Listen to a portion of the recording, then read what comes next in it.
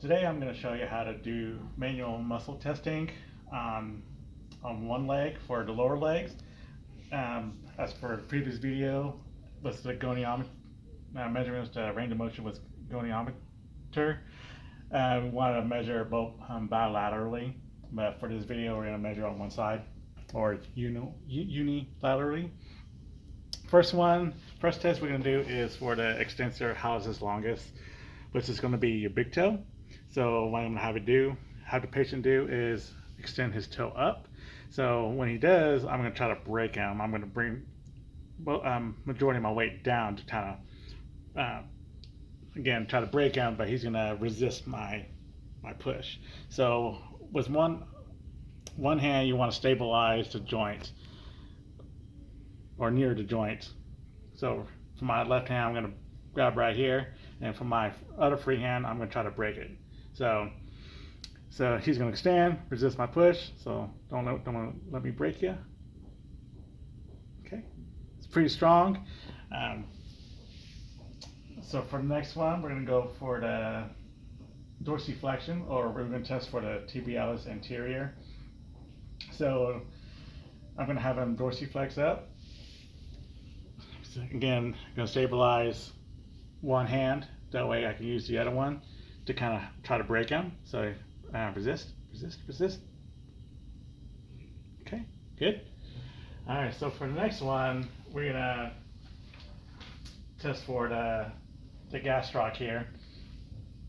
So he's gonna go to a plantar flexion here, and I'm gonna again stabilize with one hand, and I'm gonna push up, and he's gonna try to resist my push. Okay, good. For the next one, it's going to be an eversion. So for eversion, we're testing out the peroneal longus or the fibularis longus. They're used interchangeably.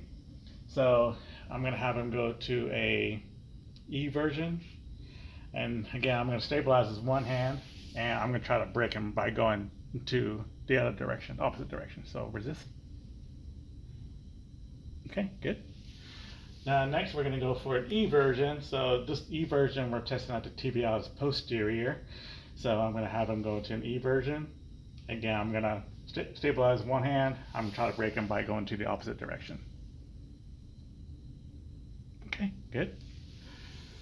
Next we're going to test for the quadriceps or quads. So the way we do this, he's going to go into a knee extension.